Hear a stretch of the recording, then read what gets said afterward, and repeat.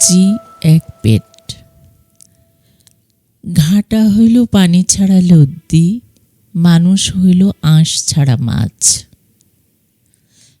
আমার মা ছিল দুইজন, একজনের নাম মেহের নিগার, আমি তার পেটে ছিলাম।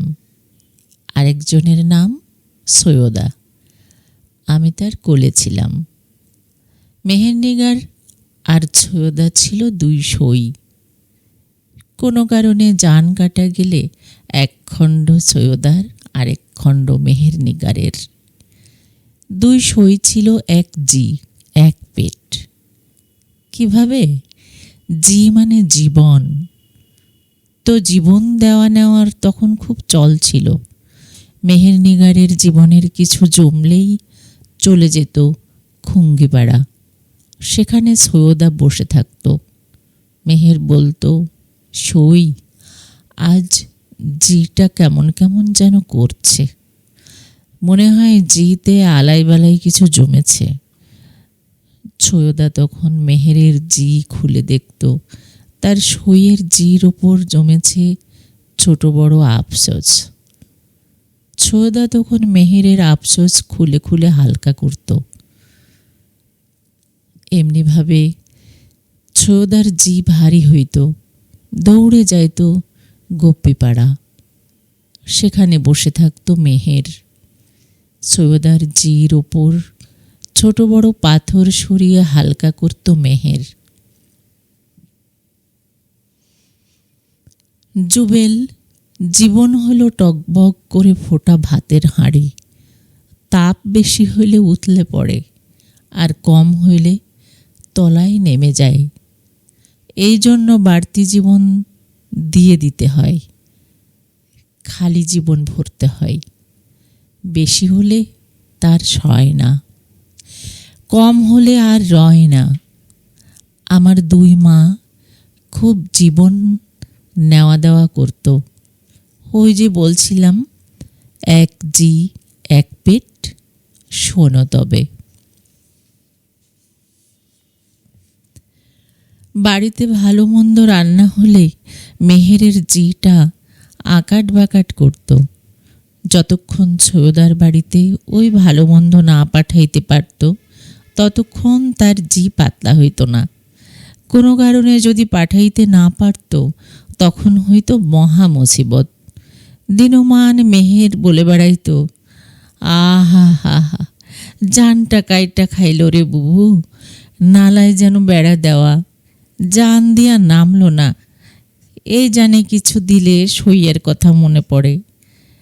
একলা খাইলে কে যেন জানটা কাইটটা খাই। জান তখন হয় আদা বাটা পাটা, সেই পাটাই শিল দিয়া কে যেন বাড়তে থাকে। বুঝলে জুবেল, এই হলো এক প্যাট। জানে দেওয়া মানে বুঝলি না, মানুষ যখন খায় তখন কেবল পেটকে দিতে হয় না, জানকেও কিছু দিতে হয়। দেহের যেমন একটা পেট আছে, তেমনি জানেরও একটা আছে। সবটা কি আর মুখে পেটে ঢোকে? কিছু তার ঢোকে জানে। এভাবেই আমার দুই মা ছিল এক জি এক পেট। তারা মুখের কথা রান্না কইরা খাইত, তারা পেটের খাবার কিছু জানকে দিত। এভাবেই মেহের আর সৈয়দা জান নেওয়া দেওয়া করত।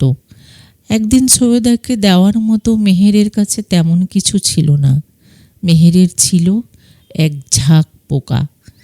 একটা গাছে যেভাবে পেঁপে ধরে থাকে, সেভাবে মেহেরের গাছে ধরেছিল সোরাতুন, মেরাতুন, বেরাফুল, রহমান, শাহজাহান, কালন। মেহের একদিন তার জীবনের গাছ থেকে মেরাতুনকে ছিঁড়ে সৈয়দার কোলে দিল। এরপর মেরাতুন সৈয়দার কোলে থাকত। সবুজ থেকে হইল লাল, লাল থেকে আবার হইত সবুজ। মানুষ এমন এক ফল, যে কাঁচা থাকতে পাকতে পারে, পাকা থাকতে হইতে পারে কাঁচা। মা সৈয়দা আমাকে কাঁচা থেকে পাকা, আবার পাকা থেকে কাঁচা হতে শিখাইছিল। কাঁচা হইল উজান, পাকা হইল ভাটি। আমার মা আমাকে ডেকে বলতো, মেরাতুন, তুই যখন উজানে চলবি তখন তুই থাকবি কাঁচা, মানে সবুজ, আর যখন ভাটিতে ভাসবি তখন তুই পাকা, মানে লাল। ভাটিতে গা ভাসাতে ভাসাতে যখন হারিয়ে যাবি তখন খুঁজবি উজান, তখন নিজের লালটাকে সবুজ করে নিবি। সবসময় উজান ভালো, যত উজানে যাবি তত ভাটিতে নামতে পারবি। বেশি বেশি সবুজ হইলে লাল হতে পারবি ইচ্ছে মতো। উজানে থাকে বলেই ভাটিতে কিছু মেলে।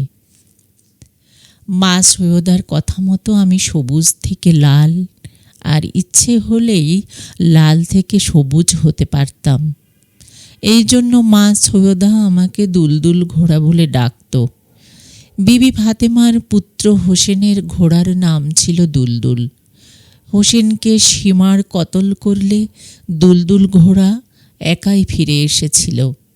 মা সৈয়দা বলতো, ওই হোসেনের ঘোড়াটা ছিল উজান, ভাটিতে হোসেনকে হারাইয়া ফিরেছিল ওই ঘোড়া।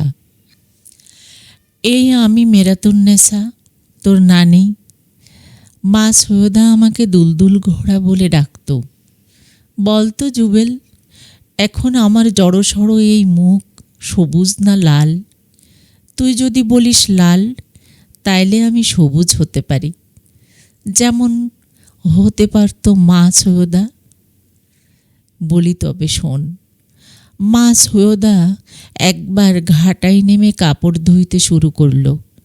পাড়ার তামাম মানুষ দাঁড়িয়ে দাঁড়িয়ে দেখল মা সৈয়দা ঘাটাকে নদী মনে করছে।